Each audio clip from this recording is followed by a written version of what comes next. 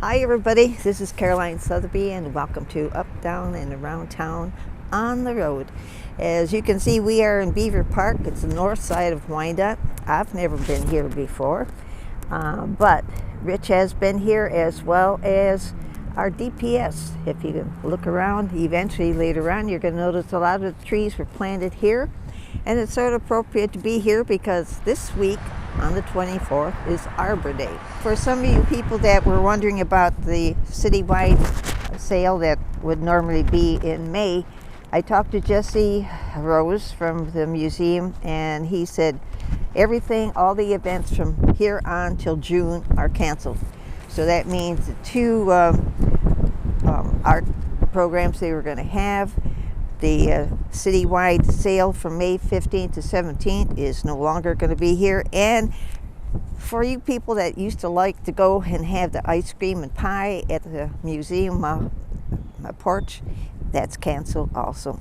But they'll be working on their fall things, and we'll be getting more information from them. When it comes to businesses, a lot of them are trying to keep up. And for one thing, the big stores have been roping off some areas, but our hardware stores in town are doing fairly good. Hood's Hardware on North Line has a curb service, and he just managed to get like a not even a 5 minute, 30-second clip from John as he was being busy this one day. Hi, it's John from Hood's here. Just letting you know that we are open and doing business as kind of normal. We're accepting phone calls ahead of time, and we get your product ready. You pull up into the lot, let us know who you are, and we'll bring your product out for you. Or if you don't want to do that, you can just pull straight in. Someone comes out of the store and will come help you, ask you questions of what you need, and we can take care of you that way. We're doing paint, we're doing lawn and garden, we're doing anything that we can. It's working out well. Most people are satisfied with it. There's times where we're really busy, so we just ask for your patience, and we're trying to do the best we can for you. Coming back then, you notice that Nana still has their place open for outtake pizza. Frank's Pizzeria is still going full speed ahead. And we did talk to Pat Slack and give us an idea how the business and on with her knowledge, because she's a business person and she also is a DDA president. So let's go and talk to Pat. Well, it was certainly like everybody else. It was like we were in business one day and the next day we were closed. And when you're a small business, of course, cash flow, clients coming in, customers coming in, that's how you stay afloat. And so all of a sudden, there's nothing. There's nothing you can do. There's not a penny you can make. And so, of course, it's going to have a big effect. And if right now, even though they say they've given out so many small business loans, and they talk about the small business loans, most of our businesses, when they say under 500 employees, most of our businesses are going to be under 20, and most of them probably under 10. And so there really isn't a grant or a loan that would take you through what we think we're going through until June. So I don't know. I think it's I think that every effort is going to be made by all the businesses in the city to stay in business. But frankly, if we go 2 months, and I think we're going to, maybe being able to be back in business, but an awful lot of us, people have to come and visit us. It's not like online. It's not like you can continue to keep things up. Most of us are in person, personable, your friends, your neighbors, running their business. My business is mainly selling original art by Michigan artists, and we mainly do that at our openings and have special shows by special artists, by different artists that we choose. And we had to cancel our two big shows that were coming up. One was actually bringing in an artist from France, which obviously we couldn't do that, and he was very connected to the other artists that were going to be in the show. And then we also had another artist, which you can't. The shows, we plan them a year ahead, so that the artist has work and so that we can invite people and let people know that it's there. So we've had to really cancel our shows through the end of the summer. We'll have one with Patricia Izzo and Martine McDonald in October. I think that's going to be our first show of the year, which is incredible. So we have that. Then the other side of our business, I'm an interior designer, and I do homes, full interior design, and I am usually in homes. And most of my vendors, et cetera, have stopped. Well, when you're planning renovations like kitchens and things, and of course I place a lot of original artwork this way. That's why people actually hire our firm, because we do original design. And but it takes weeks, to plan something. So we are. Jeremy is keeping us out there by his, going through doing videos. We've updated our website, which is artattheedge.com, and we've updated our website so that you can buy our work. You can buy gift cards. A lot of people have gift cards. If you look at their websites, you can buy any amount of gift card and then go visit them after this. But meanwhile, you're helping them to continue to survive.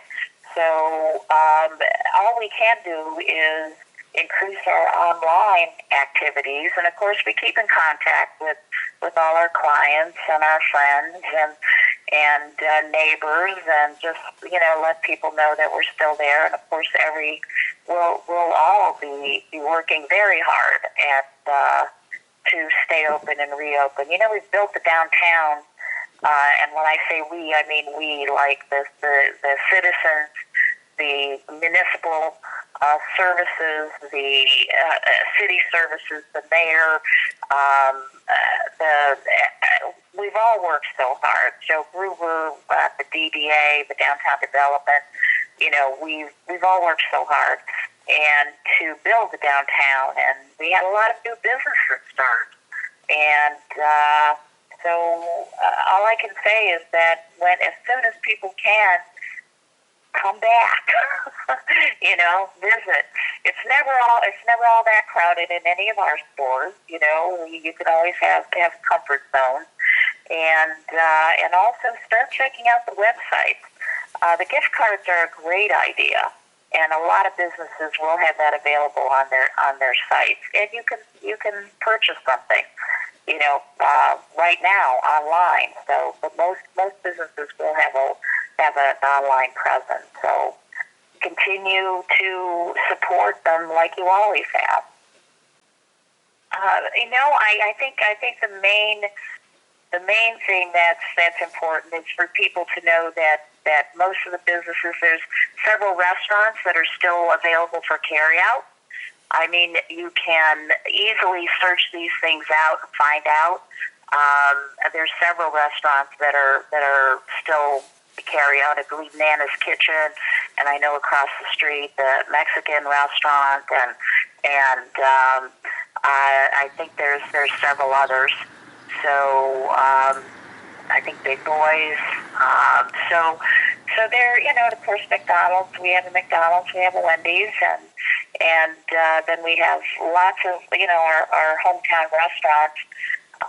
They're available for carryout.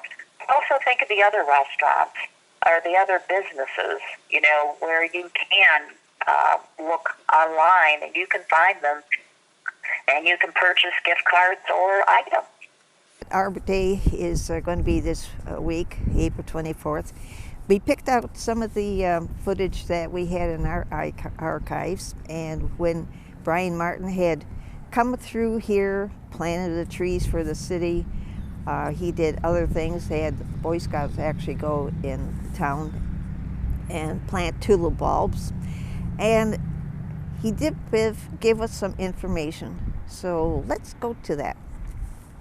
This is a new thing to me. So originally I came from Wayne County. I worked on the roadside for an extremely long time, and didn't really pay a whole lot of attention to trees and grass, and really kind of thought they were just in the way of construction. And then when I came over to the city and started working for the city, maintaining the trees within the city of Wyandotte were part of my responsibility.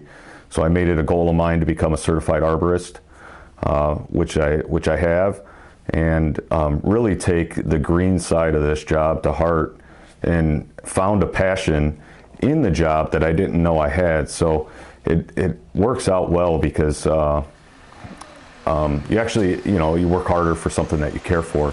There's several different requirements to become Tree City USA certified, and we haven't gotten our official sign yet to put at the entrance of the city, and hopefully that comes soon. But it starts off with a mayoral proclamation. So the mayor has agreed to dedicate tree plantings for Arbor Day, and so we continue to work that program. And you have to plant a certain amount of trees a year in order to stay eligible to become Tree City USA certified. You have to have a tree maintenance program in place. You have to spend a certain amount of funds per capita on tree maintenance. So we meet all those qualifications. And so what we were lacking was our Arbor Day event. So we started that last year, was our first Arbor Day event. We did a tree planting over at the VFW Park at Cherry and 11th, and we planted 8 different trees over there. And the premise is that is our dog park area as well, so we planted all trees that were pet friendly. Okay, those were the plans in the past year, and things have changed. So Brian actually talked with Rich, and so we'll find out what's the latest on those plans. So unfortunately, we've had to postpone our Arbor Day event due to the COVID-19 coronavirus outbreak under Governor Whitmer's executive stay-at-home order. So unfortunately, that extended through our Arbor Day event.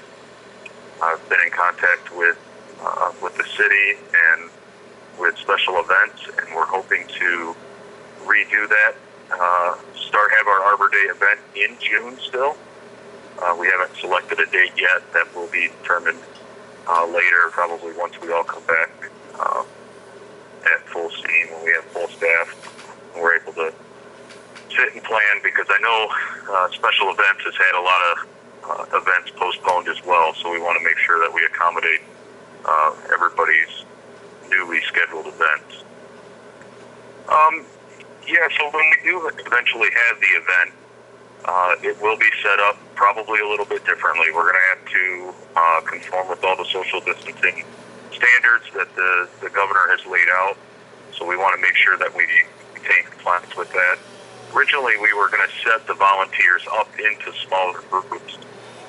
So really, I think the biggest difference is going to be the initial instructional period at the beginning of the event, just teach people how to plant a tree. So we might have to involve a speaker PA system, that way people can still stay spread out, but still everybody's able to hear and see what's going on. And then we were going to split people up into smaller groups. So if we work them into smaller groups and, everybody just works accordingly, we just, everyone wears their mask if need be, and, everybody's going to have gloves and respirator on anyway. So, it's an outdoor event, so I think, we're going to take the safety precautions necessary that we need to on the city side to make sure that the event is a success and that our volunteers and our staff are always safe. So outside of Arbor Day being canceled, the Arbor Day Foundation has sent out a way for Michigan residents to still celebrate Arbor Day during the stay-at-home executive order. So I'll read what they sent out. It says, while Arbor Day in past years was a time of volunteering and community events, this year is very different, but the spirit of Arbor Day is still strong. Head to celebratearborday.com for ideas and resources to help you celebrate Arbor Day in these ever-changing times, including fun social media opportunity with the hashtag Arbor Day at Home. Post a photo of your favorite tree, use the hashtag Arbor Day at Home, and then tag Arbor Day Foundation, and we'll plant a tree on your behalf in one of our nation's forests, up to 5 or 50,000 trees. Last Saturday, the 18th, was supposed to be a day of cleanup in the city of Wyandotte. Usually the Boy Scouts will come help out, or even some adults. They had a big kick of going there and cleaning out the old debris and planting. But since we have this crisis right now and we can't have groups together, the Beautification Commission is basically having to take care of themselves, all the work. And Alice had said that they had a meeting, and it was the end result was no community involvement this year.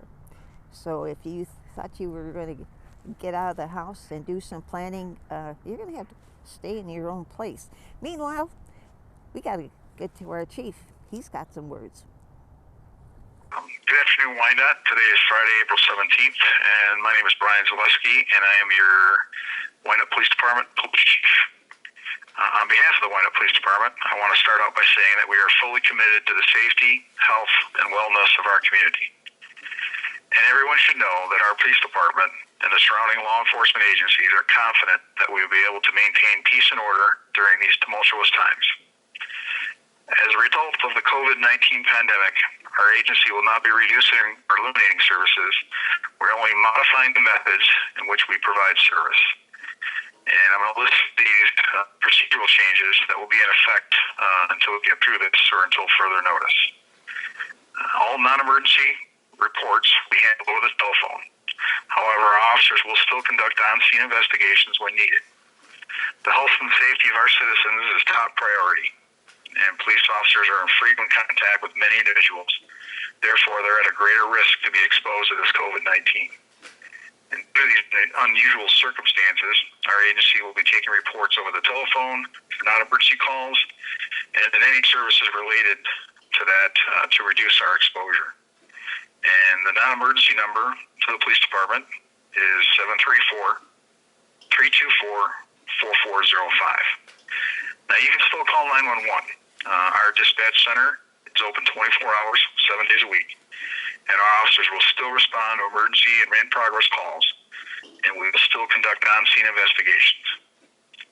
Our building, which is the Joseph R. Peterson Justice Center, which houses the police department and the 27th District Court, will only be open on Thursdays for the state court docket. And once that docket is finished, the lobby will close. And that's just to prevent and reduce contact with people coming in and out of our building and having to disinfect it and sanitize it at the end of the day. If you have an emergency and you're at the police station, you can certainly enter the outer vestibule, hit the emergency call box button, and that will contact the command officer at the front desk.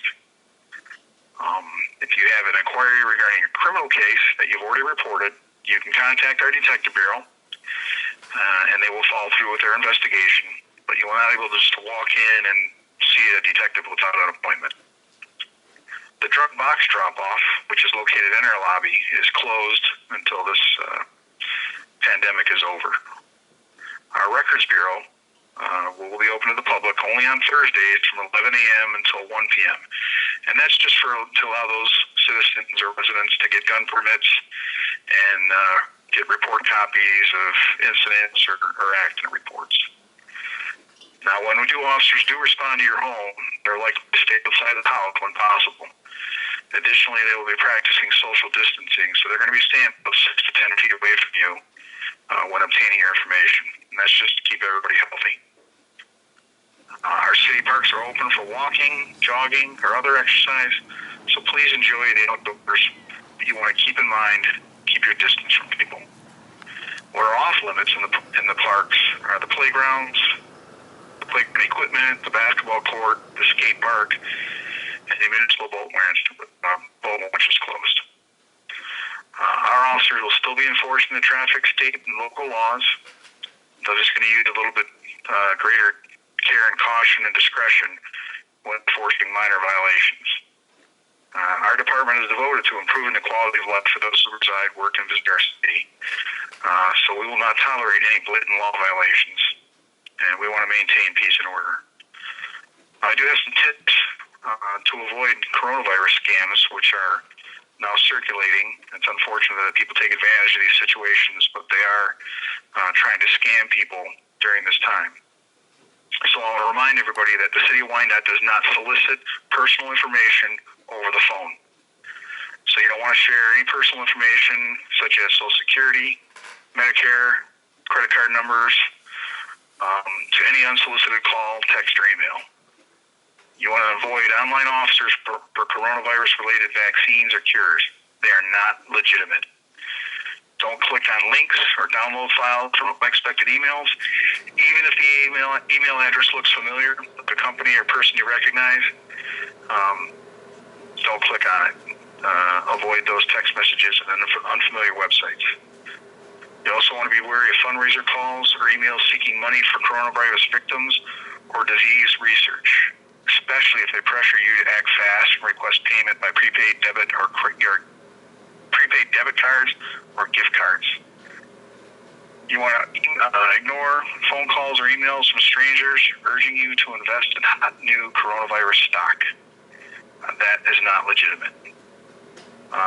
If you have items such as surgical masks, face shields, canned or boxed food, money, and you want to donate these items, you want to donate them directly to the organization or the nonprofit company you want to see them go to.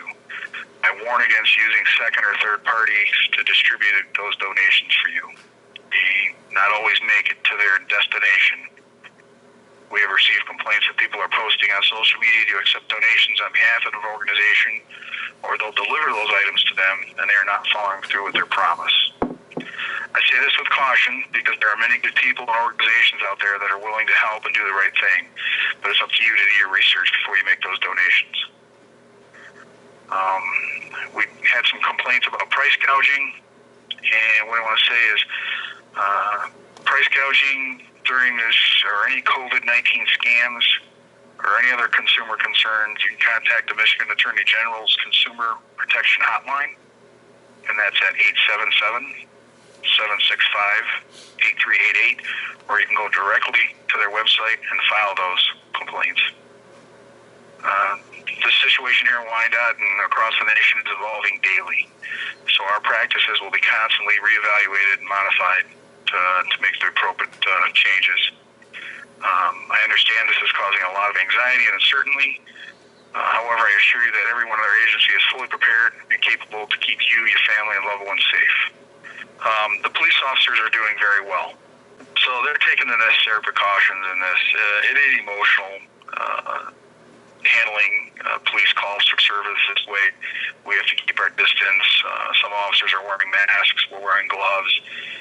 We're constantly using hand sanitizer and Lysol wipes to disinfect our equipment and our hands throughout the day. But overall, our officers are doing very well, and it actually, I think, has brought us a little bit tighter in a bond in going through this because this is something we've never seen before, and hopefully I never have to go through again. We just want to make sure everybody in the city knows that we're here to serve them, and their cooperation is greatly needed. So when you're out in public or you're at a location, you will keep that social distance from you and the other person. It's a little bit different when you've got people together that are with the same household. So you might see some people standing together in a close group. But if they're members of the same household, there's no difference for them standing together out front of an ice cream shop or if they're all sitting at the kitchen table.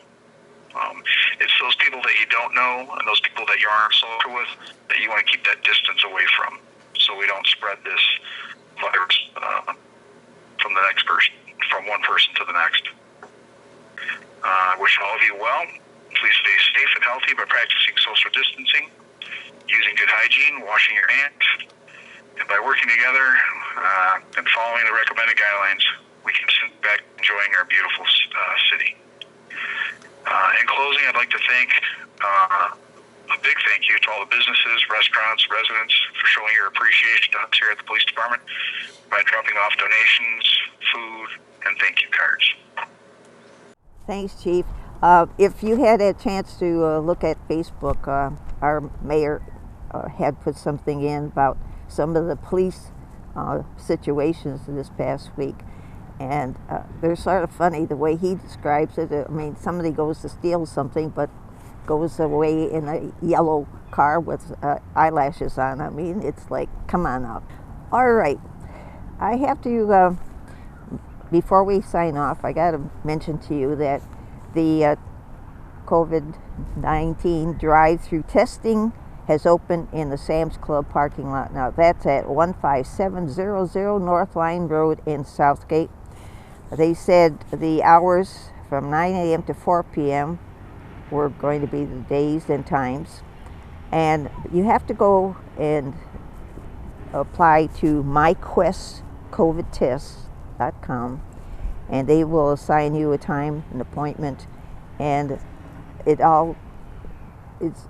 open basically to anybody that had the symptoms, as well as healthcare providers and first responders. So that's Sam's parking lot, and Rich had gone there and got a clip, so we have an idea what's going on. Hopefully we can salvage this deal that we're going through. Not too many people are happy. I'm just hoping that we stay safe, wash your hands, and next week we'll be on the road someplace else. Take care. Bye-bye.